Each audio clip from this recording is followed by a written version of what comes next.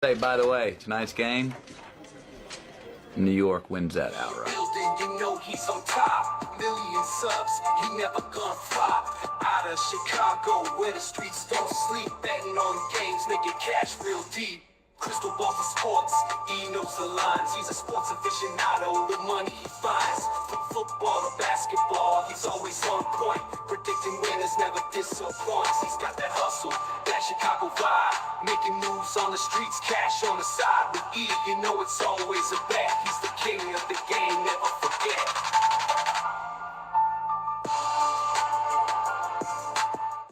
Hello and welcome to the Etoft21sports Show for January 7th.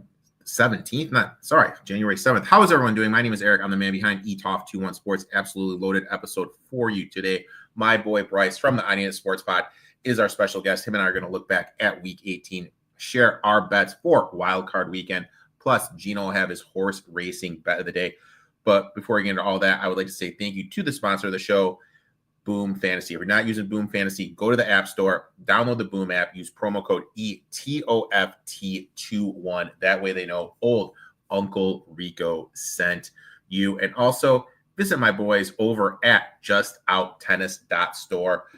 Use promo code ETOFT21 for 10% off. Now, let's shift our attention over to horse racing and Gulfstream Park, and let's see what Gino has cooking for us with his horse racing bet of the day.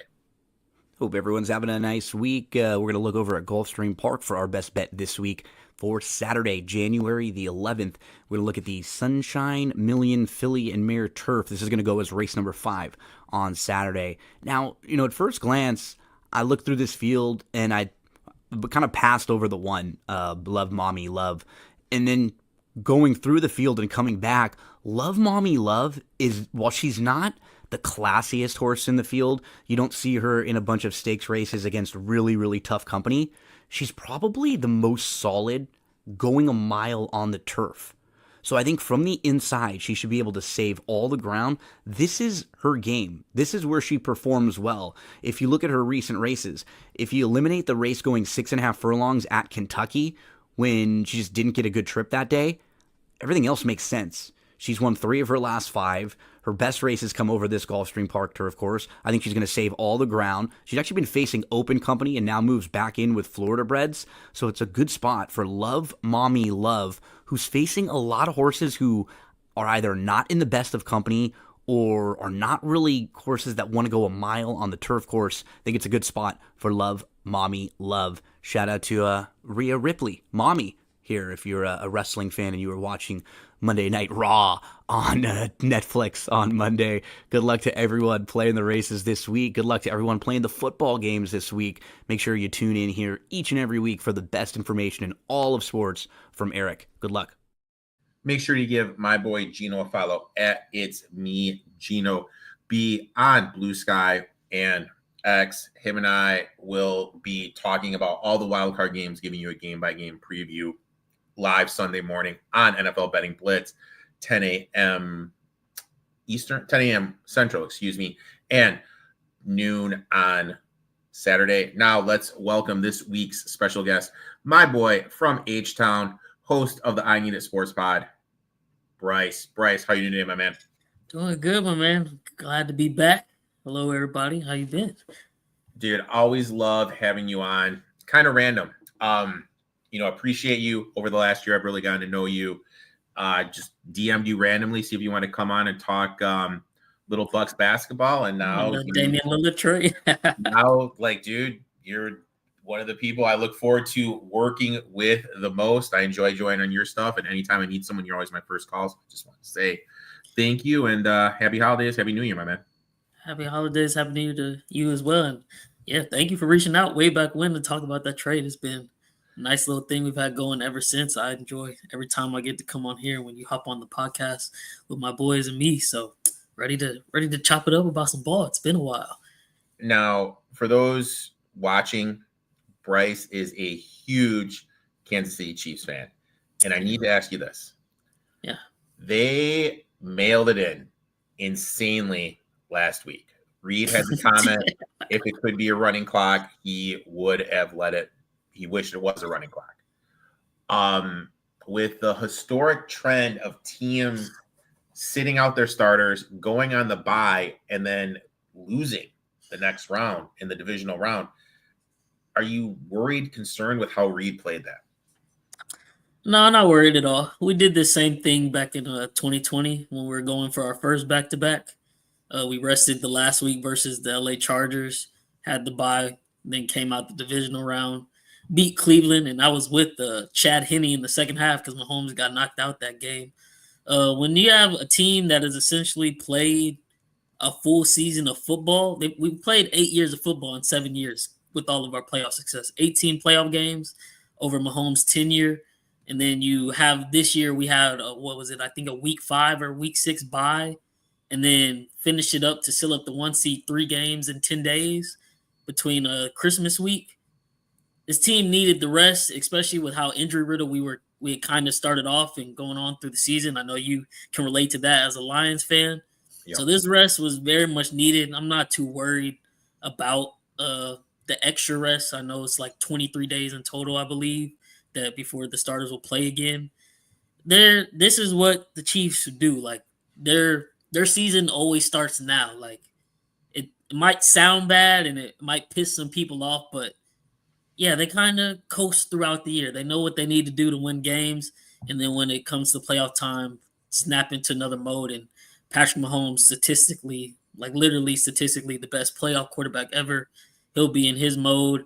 You got a kind of a little sneak peek with the Hollywood being inserted the last 2 games. You saw the starters, him, Worthy, DeAndre Hopkins, who was below 50% snap share for contract reasons, and draft, Veach with a hell of a trade there. You'll see the full force offense in full effect come divisional round, whoever that may be, and I think they'll just keep rolling and we'll keep pissing people off, which I love to see. I never thought I would be living this life as a Chiefs fan, considering how the team was growing up watching them. And then the $1 million question is, did you watch the Hallmark Christmas movie that was based on the Chiefs? I actually did not. I don't have plans to. I'm sure that is nothing but an hour and a half worth of cringe content. I may visit it one day, but it'll be after the season. I don't even want to look at that mess. You know what? I will fully admit it. I have no shame in my game. You watched it? I had it on, and I watched it, dude. And your boy, Clyde Edwards-Helaire. Clyde is in it? I didn't know Clyde was in it. He had a cameo on it, and oh my God. I think Trey Smith was in it. And Trey Smith is in it too. Yeah. So, you guys had a couple. Oh, and oh my God, Trent Green is in it too. Oh, okay. I didn't know Trent Green. Couple cameos from some Chiefs legends. Let's make some money. Chargers or Texans? What team would you want in the divisional round? Texas, just because Chargers divisional opponent. Obviously, it'd be the 3rd time we've seen them, and we'd have to beat them for a 3rd time. That just always makes it tougher. But I'm not really too worried about either of them. The 2 biggest teams, and I said it from the beginning of this year on my podcast, is like eventually someday I would assume that, Lamar or Josh Allen is going to get over the hump and finally beat us when it matters. Well, we handled our business to get to 15-1, seal up the 1 seed. If those 2 win, they're on a collision course. One of them is going to knock each other out, and we just got to handle the rest ourselves. So I really don't care, but I would say Texans, just given the fact they're not a divisional opponent, and the way their season ended, it hasn't been on the hottest note. Obviously, they won this past week. That was versus Will Levis and Mason Rudolph Titans. But that Christmas game versus the Ravens, and then the game 4 days before that versus us was pretty ugly. And that Tank Dell injury, obviously pretty devastating for the offense, pretty devastating maybe for his career football-wise. Hopefully he's able to heal up and return one day. But, yeah, I would have to go Texans on that one. Yeah, that Dell injury was devastating. I agree with you. That opens at anything. I would do a backflip if I get anything 7 or less in that game. I would probably take your boys because the Texans are limping into the postseason and haven't been looking good at all. You know what? Oklahoma State was on my board. I scraped them off at the last minute.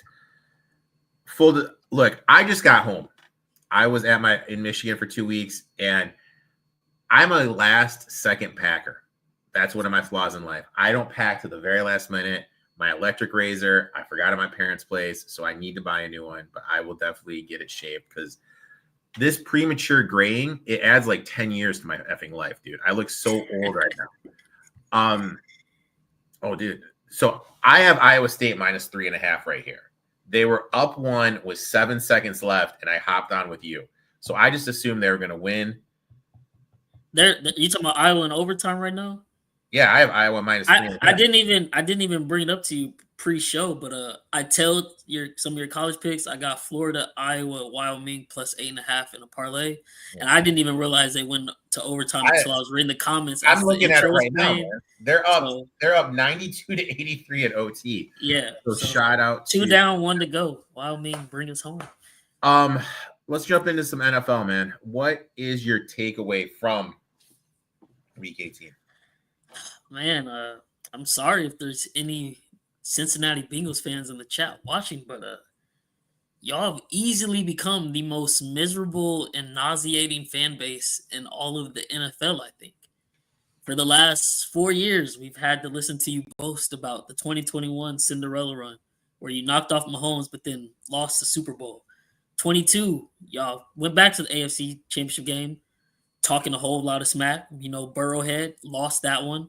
Joe Burrow, even though his, Bengals fans and sports media likes to dismiss it, Joe Burrow didn't play a good game that game. You can go back and watch it. You can go back and look at the box score.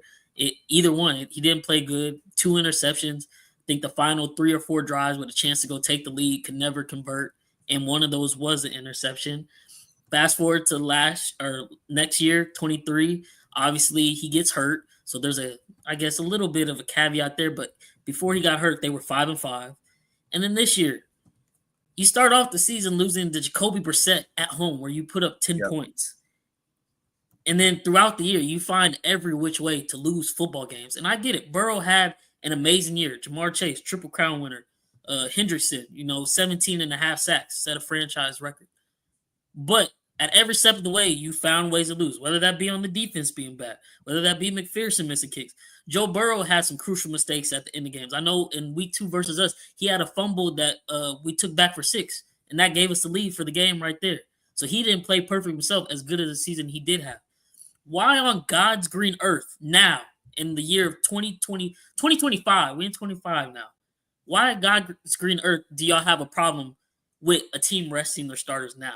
Like, okay, you want us to risk getting injured when we're on the quest for a three-peat? Did you see what happened to Christian Watson this weekend?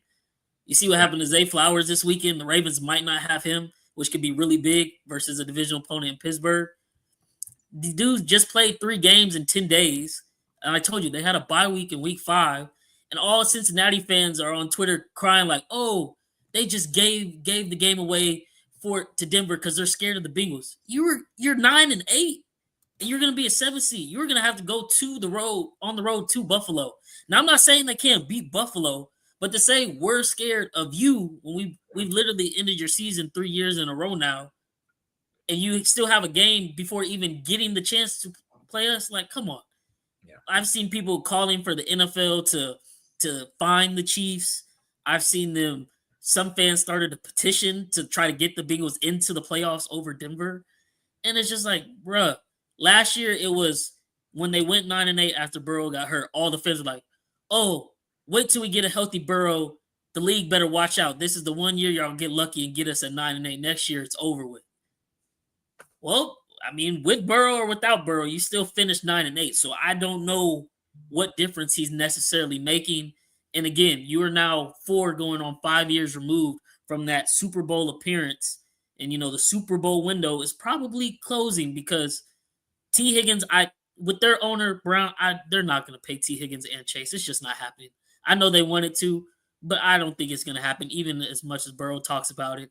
And then on the flip side of that, Zach Taylor, he's not a good coach, I don't think. And that stat I've shared with you over the past year and a half or so, we've been doing these. When a player and coach are together for 5 years, if they don't win a Super Bowl within that first 5 years, they never do. This was the 5th year for Joe Burrow and Zach Taylor. And instead of getting rid of him, they got rid of Lou Anarumo. And I get it. The defense had an off year, but You've constantly been getting rid of all the defense's talent throughout the years to pay the offense, and you didn't even pay the offense. You haven't paid Jamar, who took an insurance clause out on himself. You didn't pay T. You paid Joe Burrow last year, and he took a team-friendly deal so you could pay them. You didn't do it. You came into the year with all this, this discomfort and everything around the team and these conversations, and this is what you get, 9-8 year. So if you're gonna be mad at someone, be mad at the team, be mad at the players. Don't be mad because a team that got first place in 6 weeks rested their starters like everybody did this weekend. The Bills lost the game to the Patriots backups. They lost the game to Joe Milton, and that knocked the Patriots out of the first pick of the draft. The Rams lost to the Seahawks playing Jimmy Garoppolo. Nobody has a problem. And it's like, oh, well, they could have at least made it competitive. If we would have still made it competitive for whatever that's worth, the Bengals still would be home if we don't win the game, which we weren't doing to a Denver team that it's 100% they win, they're in. One of the top defenses in the league versus our backups. And last thing I'll say on it is for all the people that have been saying, oh, the Chiefs aren't that good and da-da-da-da. Well, yeah, you see it on screen this weekend. If that's how bad the backups are, why do you think we need to rest the starters? Because this three-peat can't happen without them. So just pure idiocy I've been seeing on the interwebs and Twitter from Bengals fans. And it's like, okay, I guess y'all can just cry for the next 9 months till we redo this again over next season. And, may the dice, land where they fall or however it goes. But yeah, man, Cincinnati fans, that was just very comical watching them this past weekend. Look at the season Burrow, Hendricks, and Chase had, and they didn't make the playoffs. Burrow, insane season. Obviously, should be in the MVP conversation, but he's not going to be because of the team's performance. Hendricks, most sacks. Chase won the triple-double with receiving. That, with those stats alone, you should be in the playoff. They have coaching issues. GM didn't address the O-line and drafted Burton in the 3rd round and is off the field, the stuff he has done in the league. Yeah, he didn't even travel. Like, he came into the league. This was the guy they drafted in the 3rd round who was supposed to be the replacement for T. Higgins. Now, he didn't show up to a meeting, so he didn't play that one game a couple weeks ago. Yeah. And then it came out they weren't taking him to the game or the last game, wasn't involved with the team, whatever. And then it came out that he was evicted from his place. Now, usually, obviously, that happens if you damage to the building, a domestic issue, or you're not paying your bills. So I'm going to lean toward the middle one, which I hope isn't true, just because that would kind of be you know what I mean? For a team, for you not paying your bill, the team's not going to do anything. For you destroying, like throwing a TV out of a window or whatever, not going to do anything. For you, a domestic situation, the team rightfully will do anything. And if that is true, his time in the league should be done. Yeah, and I believe he already had a domestic incident beforehand, which is why there was some red flags around drafting him. And they still went through with it. And when they made the draft pick, guess what? Cincinnati fans were all on Twitter saying, oh, we got our replacement.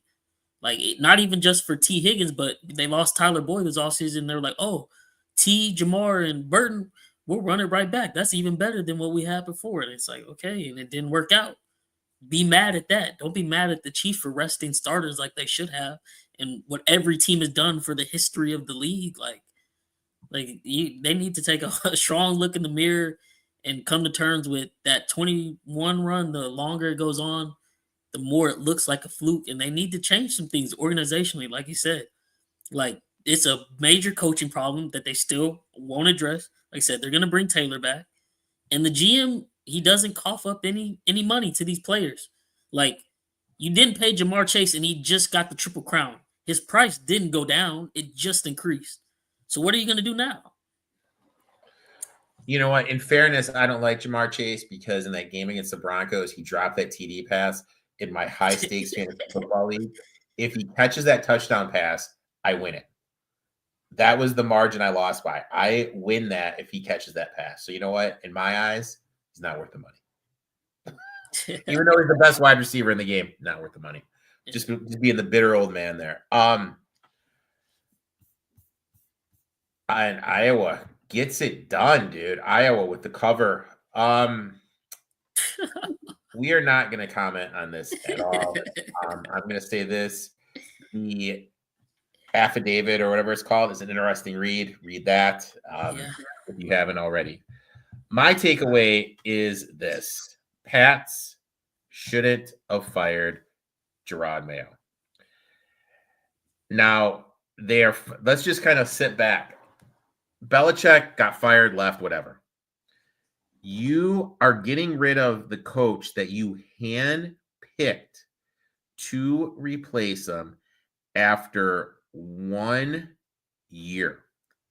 So the guy that was the best NFL coach in the history, you got rid of for this guy, and now you're getting rid of him. Let's rewind. Dan Campbell started out 3-13 and won his first season. And then the start of his second season was 1-6. 4-19-1 in his first 24 games. Rumors were circling. Lions were going to get rid of him. Lions stayed the course. They gave him time to build his culture. He wanted to be there. That was the key. He wanted to be there. He played there. He wanted to get this franchise to a level it's never been there before. Mayo has been there. He's won titles there. He wanted to get this franchise back. So you have a coach in the building that wants to be there, that is motivated to do well, and you get rid of him. You got to give these coaches time. And when you look at what the Patriots have, they have a young quarterback in Drake May who looks like he's the real deal. You have a top 3 pick. You have over $100 million, 130, I believe. So you have right there stuff to build up and improve going into next year. And then also Milton, your backup quarterback you drafted from Tennessee, he looked great. Honestly, if I'm a team, if I'm the Titans, if I'm the Raiders, if I'm the Giants, hell, I'll even throw the Jets in there. I have a top 10 pick. I want Milton instead of Ward or Sanders. So I'm going to be giving up draft capital to get that guy. So you get more draft picks. Everything was there for the Patriots to have a good little rebuild moving into the future. A couple years, be solid. And I think this sets them back because I know everyone's going to say, but they're going to go after Mike Vrabel. Vrabel's going to take the job. If you're Mike Vrabel and you quit, retired, whatever from the Titans, you wanted this job and they went with this guy, why would you go back there then? They picked this other guy over you. There's all these other jobs that are open. Wouldn't you look to go someplace else? You know what I mean? To me, I wouldn't never do that. I would never go back to a place that picks someone else over me if I have a choice of other jobs and he's going to be one of the top coaching candidates. I know people are saying Ben Johnson. Ben Johnson said he wants a place with stability. This doesn't scream stability to me. After 1 year, you're getting rid. Look, I think the Patriots messed this up, and it just kind of shows you how Belichick was the guy that was driving all this. And I think even though they're in a position to be good in a couple years, we're going to look back, and they're going to be that team that should be better than they are, but just isn't able to figure it out. Yeah, it's this has become a microwave world, and I'm sure a lot of it has to do with just how prominent social media is now. But it's like everybody wants instant results now. Yeah. And that is just simply not the case. And I know you can attest to this, not calling you or anything, but people love to go back to, these players in the early 2000s were way better. The quarterbacks back then, won. Actually, and it's like, if you looked at all these quarterbacks that we consider great from the early 2000s, you can go farther back too. But I'm just speaking because that's when I was alive to watch them. They weren't good to start off their careers. Peyton Manning was horrible, but he's a Hall of Famer now. Yeah. But he had time to go through his, learning mistakes. As far as coaches go, of course, now Andy Reid gets the credit he deserves. But until we got Patrick Mahomes, if you go back to Andy Reid's Philadelphia tenure too, he was considered one of the worst clock managers of all time and one of the biggest choke artists as a head coach. Now you get Mahomes, you win the Super Bowl. The narrative has changed. He's, one of the most legendary coaches ever. Some are trying to argue now him over Bill Belichick, and you can make the argument for it. But I think it's a lot. These owners just have money. They don't really know anything about football, but they keep wanting to put their hands in the pot because they're the owner of the team. And the more they do it, the more they just continually screw their franchises and keep further putting them in the hole. I don't know what, like, I get it. Mayo, you could say he had some really bad, I guess, answers in interviews after some of these games throughout the year. Okay, he's first year coach. Like, it is what it is. But what realistic expectations did you have for him this year with that Patriots roster, especially when you weren't even playing the rookie quarterback who seems to have a lot of talent, so you can let him, kind of learn behind Jacoby Brissett? What were the realistic expectations? Because how they finished is exactly how I thought they would finish this year. 4-13, like, okay, they were able to pull off some wins, but it's not much, and it wasn't like they were ever supposed to be on the brink of making the playoffs, especially in what we thought the AFC North would be coming into the year with the Jets and Dolphins. Obviously, they flamed out as well. But it's just like, if you, like you said, you had him in waiting for years, you give him the job, you got the quarterback you want. Obviously, he's a rookie. You want to build him up. Now you know you got the quarterback you set for the franchise. Then you continue to build around that. That is a multi-year step process that you just trashed after year one. So not only did you screw your franchise, you just screwed your rookie quarterback. He's going to be going into his second year with his second head coach and probably a new OC. Just like and that. that's the big thing, the OC stuff. You got to get the system down. You got it. And you go in, and we've seen it with all these young quarterbacks that are just ruined when they just trade OC after OC after OC, learn a new system. And unfortunately, that's what could happen to May. So even though we've seen him look great, he could be a little stubborn, a little bit of a setback going in. Let's shift our attention over to some bets. But before we do that, let's take a look back to see how we did in week 18.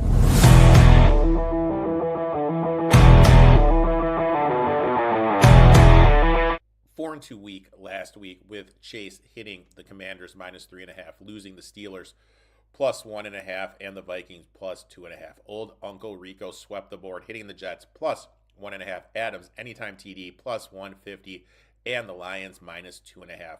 For the NFL season, we finished 56, 36, and 1.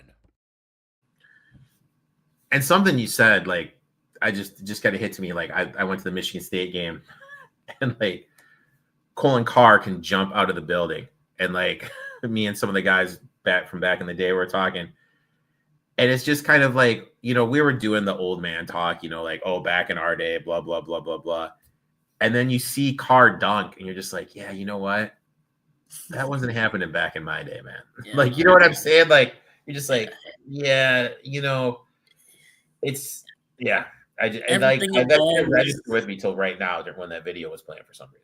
Yeah, look at Wemby right now, 7'5", most made 3-pointers in the first however so many games in a career, and the most blocks. And it's like, do I necessarily like him shooting the amount of threes he does? Not really, but at the same time, he's doing it and he's producing right now. Like, me and the boys just got in an argument a couple weeks ago about this, and I was literally saying, I was like, as soon as the Spurs start giving him more minutes, his numbers are going to keep skyrocketing. He's that good. He just hasn't had, the ample time in games because I think he averaged like 28 minutes his first year, and now it's finally up to around 31, 32, and you see him jumping up the boards with his averages. Like, dudes are aliens nowadays. Like, 7'5" guard. That's going to be more of a common thing as the years go on, because all these dudes just picking up skills like that nowadays. So definitely, Wyoming off to a good start. I'd like to hear that. Let's jump into some bets here. First bet, and I'll tell you what, I absolutely love this one. Yes, Chargers Texans under 42.5, man. So look, both these teams tout pretty good defenses. Now the Chargers kind of take it with a little bit of a grain of salt. They got the number one scoring defense, but they haven't necessarily been best against better competition. But they don't have to play better competition this week. The Texans, like we said, they are limping into the playoffs. CJ Stroud basically just has Tank Dell, Joe Mixon. That's about it. and his offensive line is actively looking to get him killed week in and week out this year, it would seem like. And then as far as the Texans also boast I think they're 6th in DVOA, and they're first against wide receiver number 1. So I would assume, I don't know, according to what Chargers fans want to say, I still say McConkey is the wide receiver 1, but Quentin Johnson did just have, 13 catches for like $160 this past weekend. Yeah. That's cool, but if you want to go to their second wide receiver, Texans are 12th versus the second wide receiver in DVOA and 4th against tight ends. For a team that doesn't boast many, passing options in the Chargers, that bodes well for the Texans. They also have the second best defensive line in all of the league. I just think this one is going to be very low scoring, and I think the Chargers have the ability to charger it up. I'm still not fully confident in them performing in the playoffs. And the Texans, I tried to tell, my friends and fans down here, being in Houston, I get it. CJ had an amazing rookie year. Continued success in this league is not guaranteed, especially coming into your sophomore year once the league has, the film on you. And it's not all his fault, but he's definitely been in a sophomore slump. And I actually seen something yesterday. It was funny. He tried to give Caleb Williams that little pep talk after they played in week 3. Caleb Williams finished with better stats than him. Yeah. So, I mean, it just is what it is, Texans fans, but I don't think there's much scoring in this one at all. And if you have another pick you like this week for Wildcard Weekend, I would throw this one in a teaser just to even up it a little bit. 6 points, 48.5. I think this one finishes in like a 14-17, 14-10 game. It's going to be a battle. Harbaugh is going to try to win it in the trenches, running the ball all game, grinding clock. Texans, great first half team, terrible second half team. So yeah, I'm going with the under on this one. And the Chargers, third slowest team in the league. There's going to be a lot of turnaround, a lot of handed off to Dobbins, let him do his work, mix in. This is going to be a heavy running attack. I would actually kind of look at maybe playing the adjusted a 35, because I think, to me, this is 14-10, 14-13 type game. I think this is going to be played extremely slow. Defense, very defensive oriented game.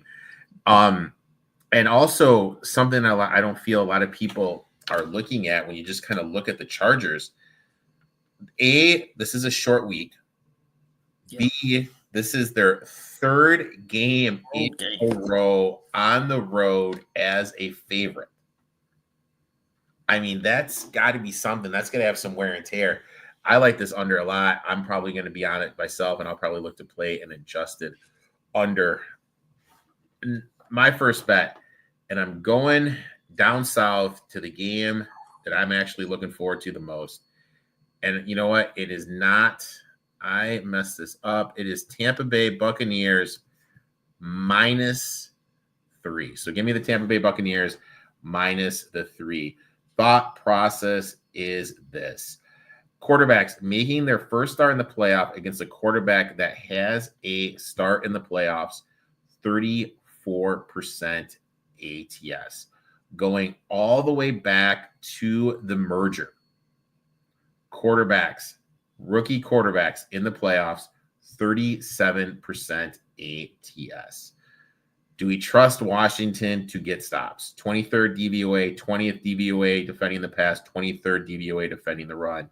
Per PFF, 29th defending the run, 27th coverage grades. I really don't think people are realizing how good this Bucs offense is. 7th overall, 5th best passing, 8th best rushing offense. Commanders give up the 5th most rushing yards per game. Are they going to be able to stop Bucky Irvin? Commanders 22nd DVOA defending wide receiver 1. How are they going to be able to stop Mike Evans? I know everyone's going to say they have Lattimore. Lattimore's played one game since he's gotten there. But he'll be up for this one. He will be. You know what I mean? He's played one game. Well, even if he does play, what's the rest going to be? Is he going to have that get up that Lattimore has had? You know what I wish I could bet on this? What's that? If you could bet over 0.5 personal fouls on Lattimore, him and Evans are going to get into it. It's coming. Oh, dude, for sure. For sure. Bulls, one of the best defensive coaches in the game that people don't talk about. Daniels, when you still watch his film, he only throws to one side of the field. Bulls is going to be able to take away the right side of the field. Bucks are 6 DVOA defending the run. They have my boy Vita Vea, one of the best run stoppers in the league. When you look at the Commanders' games, when they aren't able to run the ball, they have struggled offensively. I think the Commanders' offensive line has been great this year, but they've overachieved. Second part of the season, struggled a little bit. Coleman and Alarati on the left side have really struggled. When you look at their PFF grades, I think the Bucks are going to be able to create pressure. I think the Bucks have the advantage in the trenches, and the trends are telling me to take the Bucks, so I'm going to take the Bucks here minus the 3. Not mad at it. I like it. I'm just a little nervous with them. I watched all of that Saints game this weekend, as you know, when we were texting about it, and I was just like Baker willed them to win with his legs, but he almost threw them out of it at the same time. And I'm just like, Baker. I just kind of feel, though, like how I look at it is they just played the worst game of their season. Yeah, they got to bounce back. They're going to bounce back, and that's like mentally wise, that's kind of like a weird game. That's a game, a team, you're playing a team. Now, I know everyone says they don't know the point spread. All these guys know the point spread. Yeah, they do. They know they're favored by over 2 tutties. A team that you've beaten before, a team that is starting numerous backups, whose 3 best offensive players, Carr, Olave, and Kamara out there, going in thinking you're going to get the win. And, oh, yeah, Mike Evans, we want to make him get some historic record. It's just it was just a weird spot. And so that last play, though, as the Saints, like, they know the record. Like, I'm not saying, it would have been right, but I'm not going to lie. The game is over. Just out of pettiness, especially for a divisional rival, I would have put all 11 men on the field on Mike Evans. That would have been funny. Because I thought Bucky Irving kind of screwed it up when he ran in for the touchdown, which, you got to go get the points because they got to get the win for the playoffs. But I was like, if he just stopped short of the 5, I was like, you still get Mike the yards. But once he scored, I was like, now you have to hope the Saints choke this and you're able to get the ball back so he can go get the record. And then I think he had like another $3 million on the line as well. Yeah. So, yeah, it was tough. Now, this one, we're going head to head, so we're going to have a beer bet here, my friend. Yeah. Tell us your side here. Man, so, I'm going with a few, stats on this one. And also just, if you just listen to what Bills Mafia tells you, every year when it comes to the playoffs, it's nothing Josh Allen does. It's strictly on the team and McDermott. And Sean Payton is a better coach than Sean McDermott. And he's 2-1 in his career versus him. Last year, obviously, they went into Buffalo, got the win on Monday night with Russell Wilson. They're getting 9.5. Underdogs who missed the playoffs historically are 39-20 against the spread since 2017. And in the last 20 years, teams with a 75% winning percentage, such as Buffalo, is only 44% against the spread and 42% when listed as a favorite. So I know Buffalo is, rocking and rolling. Josh Allen probably going to get MVP this year. They've had an amazing season. But you're going up against a Denver defense that's pretty stout. You got Surtain, who's going to be able to lock down one side of the field and, force Josh Allen to throw to what I hear from Bills fans and all of, sports media like Dan Orlovsky is he has no weapons to throw to, and James Cook isn't a good back. So Denver can make this an interesting game. I don't think they win it, but I think they can keep this close, especially within 10 points. Now, obviously, they're coming off a sugar high. They just clinched the playoffs for the first time in, I think, 9 years. So it'll be interesting to see how they bounce back. And I know it's Bo Nick's first playoff game. But I think Sean Payton will have them ready to play. I think they can go in and kind of make this kind of a dogfight a bit. Still think Bills pull it out. I just think 9.5 is too many points. And I get it. Josh Allen, people will retaliate. Well, Josh Allen, he's amazing in the playoffs, though. He's been good, but his stats are extremely inflated from that 2021 historical run he had where he threw like 5 touchdowns, perfect passer rating versus New England, then went on the road versus my Chiefs in the 13-second game. Amazing year that year, but that is severely inflating his stats. He's had some good games, some okay games. Like, he barely beat Skylar Thompson, barely beat Phillip Rivers. He's had some up and down playoff games besides that year. So I just think Denver can cover here with a lot of points given. And again, I'm kind of big on teasers this weekend. So if you want to go follow me on Twitter, I'll be giving some of those out later on this week. But I got this one including teaser. I had to tease this up to plus 16 or plus 15 and a half. I think I got plus 16 earlier on in the week as well. So I just think it's too many points right now. But I know you're on the opposite side. We got our beer bet. So tell me why I'm going to lose and owe you a beer. There's a chance we fall in the middle, though, with the 9 points. In the middle. So you know what? For our beer bet, let's go 9. Let's just go in the game. Let's go 9. I got the Bills. I got them at minus 8.5.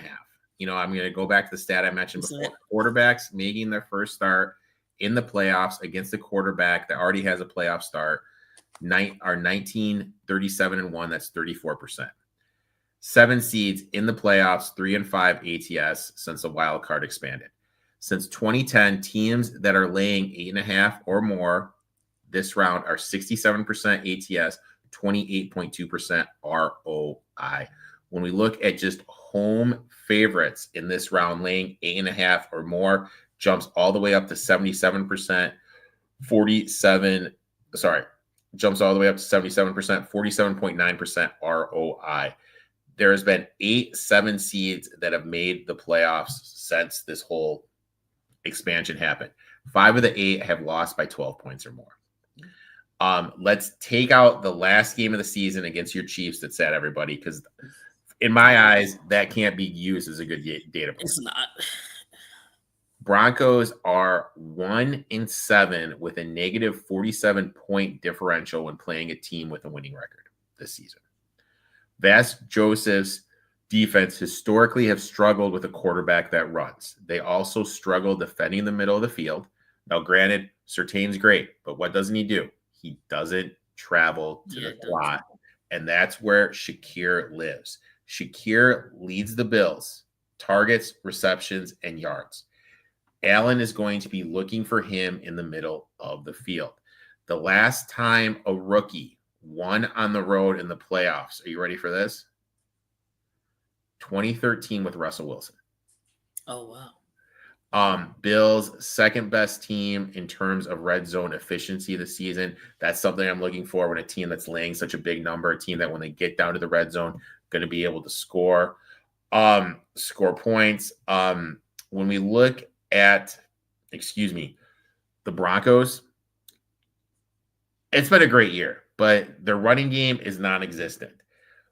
They basically have one weapon in Cortland Sutton. I'm going to think McDermott is going to be able to take him away, forced Knicks to make some throws. When I look at the trend of rookie quarterbacks and quarterbacks getting their first start in the playoffs, I got to fade that. And that's what I'm doing here. So I'm just going to fade it. I'm going to take the Bills here. I think their defense is going to be able to get enough stops. I think Allen is going to be able to use Shakir. I think they're going to be able to get the run game going.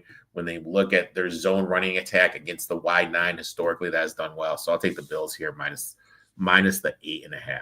So in a perfect world, Bills win by 9. Yeah. Bills win by 9. You know what? We both win. Yeah. That's a perfect world. Next bet, my friend, and I love this one. Yeah, Steelers plus 10. And I know y'all. Steelers have not looked good, but Erik, what do you say? Tomlin is a dog. We love him. We love him. And so I get it. The Ravens, seem to be on fire. Once again, people are back, calling them the best team in the league. But again, until Lamar proves it, and I'm a Lamar fan. Don't get this twisted to say. I know you've seen some of the Twitter stuff today. I was going to bat for him and debating with some Buffalo fans of Bills Mafia. But he's got to prove it in the playoffs. And I still think they win this game. But given the fact also that Zay Flowers is now probably, I think, is going to be out. Because I know they're saying there's a chance he plays, but I don't think they're going to want to ruin it. Because if they want to make a Super Bowl run, I think they're going to need him healthy. He's probably out. That takes away one of your passing threats. Derrick Henry, the Ravens are notorious for getting away from the run in these type of spots, even though everybody says just run the football. It's that easy. He hasn't done the best versus the Steelers. When they played a couple weeks ago, I know the Ravens ended up winning the 17, but if you watched that game, Steelers were battling them, and they were on a drive about to take the lead again when Russell Wilson fumbled the football in the red zone, and it flipped the whole game. Ravens kind of took off from there. But Lamar Jackson 0-2 straight up in night games in the playoffs, whereas he's 20-5 in the regular season. But like I said, playoffs, he just turns into a different guy. Also, in their 4 playoff matchups in their history between the two, Baltimore is 1-3 straight up and against the spread all time versus Pittsburgh, with the one win coming, I think it was back in like 2015, I want to say, 2015, the last time they won a meeting versus Pittsburgh in the playoffs. And as an underdog of 4 more points versus the Ravens, the Steelers are 8-1 against the spread in the history of their franchise. Tomlin, as an underdog, especially +10, wild card playoff game, the Ravens playoff struggles. I just think this one is like, it's an AFC North game. This is meant to be a dogfight. I think the Ravens will pull it out, but it's not going to be easy. And I definitely think Steelers can cover this +10. It's just all on, can they not let Russ cook so much? Please, like, just someone else handle some of the ingredients. I've heard already they said they might implement a little more Justin Fields. Please do it. I'm not even saying Justin Fields is the answer. It's just very clear-cut and obvious this last month. If you just let Russ cook, you'll be out like that. And so that's all I'm asking Pittsburgh if you see it. You just need a little creativity offensively. I have no idea. I know exactly what you're talking about. They drafted that kid, Roman Wilson, I think was his name, from Michigan. He was supposed to come in and be the number 2, and he has just been nowhere to be found this year. Haven't been able to get on the field. The stuff you mentioned about Zay Flowers, that's a really good point. Because if you're relying on Bateman to be your number 1, to be your chain mover, I know they're going to run a lot of 2 tight ends with Andrews and Likely, but you still need that wide receiver, that alpha. And Bateman's not that. He just got to be in a number 2 this year. Before that, he's been a number 3. So I think the Ravens are going to struggle throwing the ball. And if the Steelers are able to take the run away and force Lamar to throw the ball, when you look at the historic data, Henry and Lamar have both struggled running the ball against the Steelers. I mean, this is a pretty good thing. If Flowers isn't there for the Steelers, I think the Steelers are going to be able to find some stuff offensively. Pickens obviously is probably going to be due for a bounce back game. I don't think so, but he's just such a head case. I'm like, if he doesn't get the ball in the first 3 possessions, he might be out the game. Like, it sucks that's the way it is, but he just. And it's crazy. I wanted to bet Freiermuth props. I was like, I'll bet some Freiermuth props. He's like in the high 40s. Like, I was looking at today. I was like, dude, there's no way in hell I'm betting that, man. Like, that is just way too much. My last and final bet, and one more thing, you mentioned them not running the ball. Let's go back to the game against your Chiefs last year in the playoffs. What the game you went to? You were there. You were in the building. They didn't run the ball at all, and the Chiefs really struggled defending the run last year. Yeah. And they did not attack your guys' run defense at all. Is Monken going to go back to that? Because he's shown in big games that he kind of shies away from doing some common sense stuff. So, my last and final bet, I got it at 2. I still take it at 1.5. Give me the Los Angeles Rams +2. Just emotional fate of the Vikings in the spot. You go from playing for the 1 seed, now having to go on the road to go play in LA is absolutely brutal. Again, don't mean to sound like a broken record. QBs making their first start in the playoffs against a QB that already has started 1937-1. That's 34%. Road favorites tend to struggle in the playoffs. 41.4% ATS. The key to this game, are the Vikings going to be able to create pressure?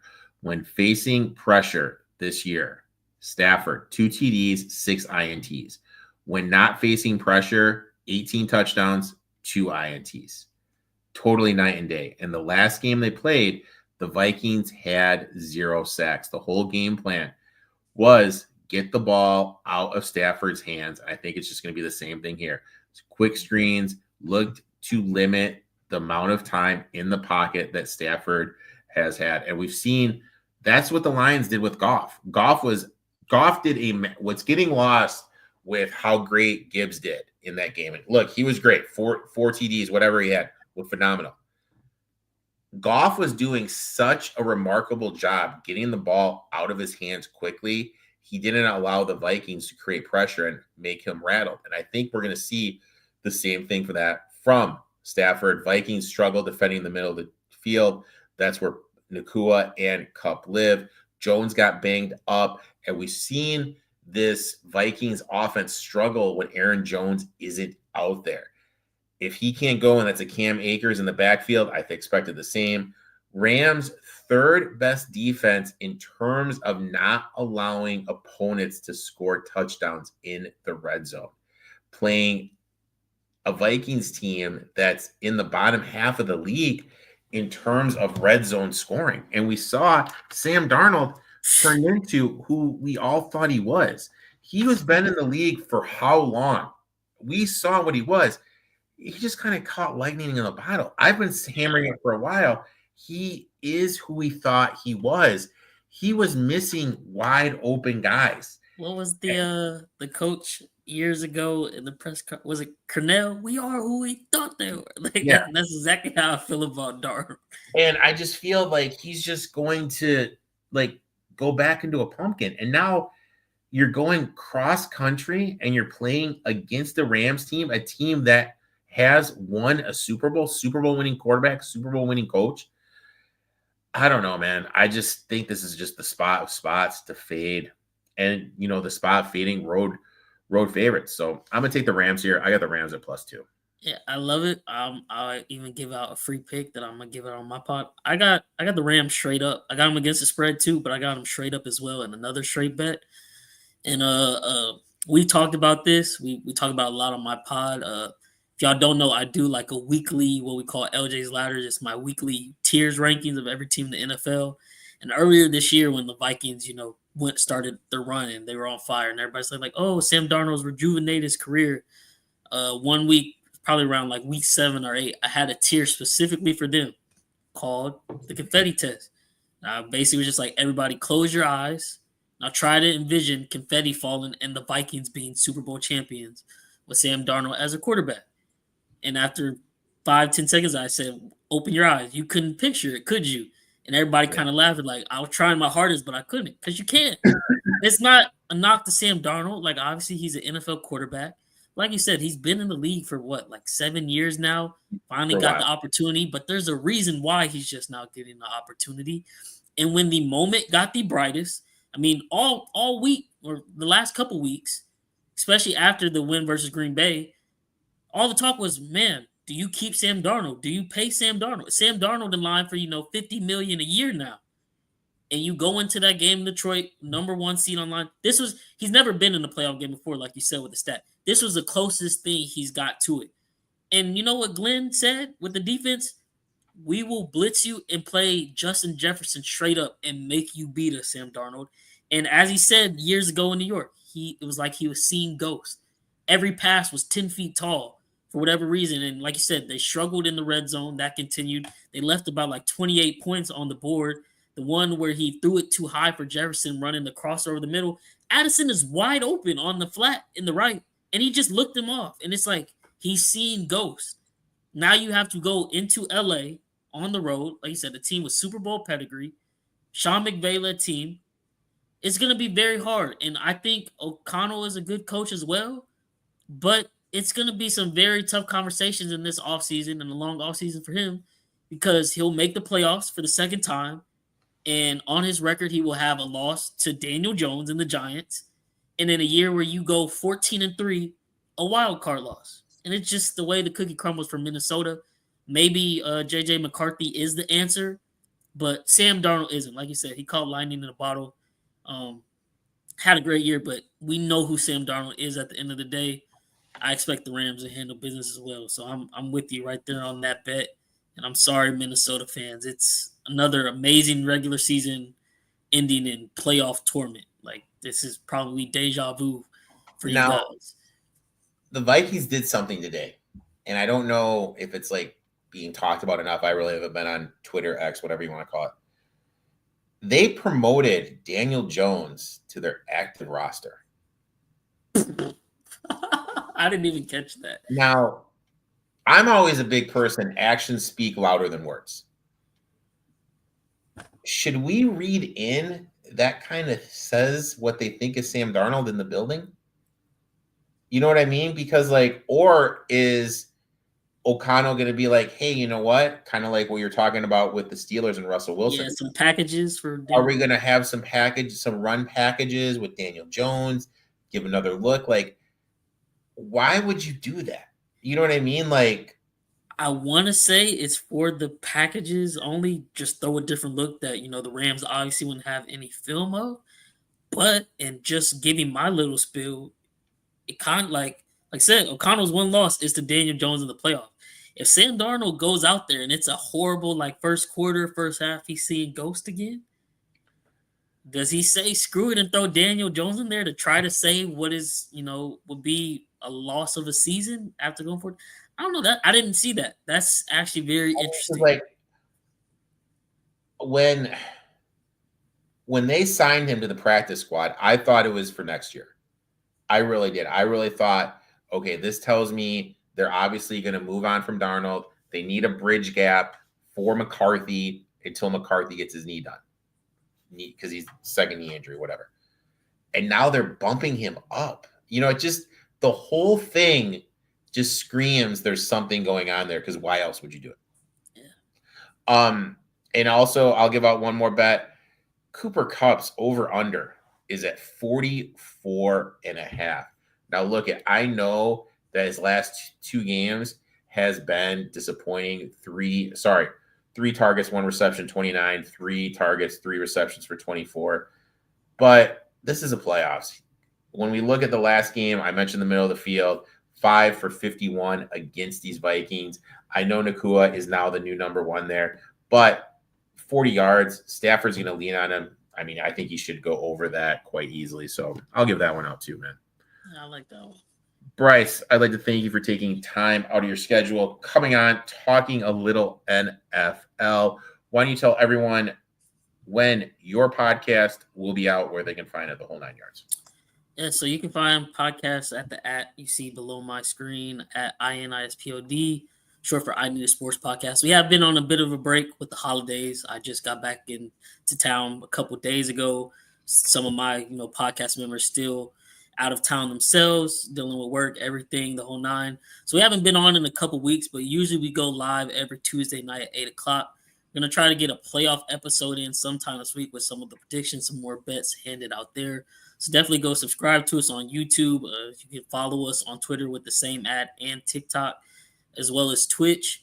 But yeah, man, this year has flown by. I'm happy it's playoff football. It's the best time of the year. Definitely locked in for Super Wild Card Weekend. Should be an amazing week of some football. Happy to come on the pod anytime. Of course, love chopping it up with you, share some of these bets.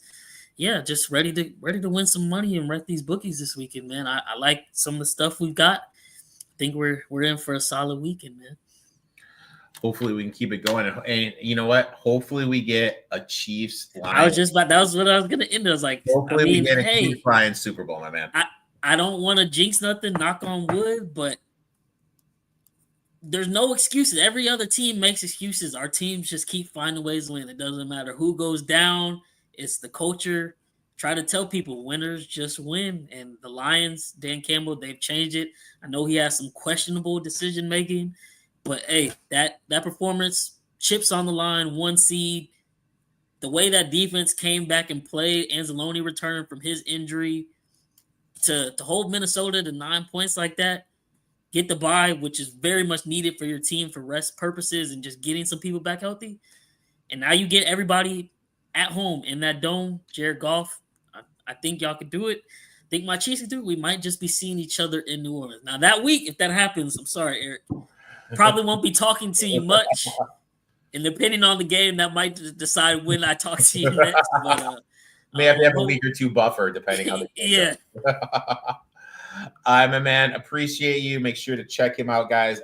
For those watching on YouTube, link to All of Bryce's stuff is in the description below. Best of luck in your bets. You won the first beer bet. Hopefully I can get this one back. Good luck this weekend, my friend. We will talk soon.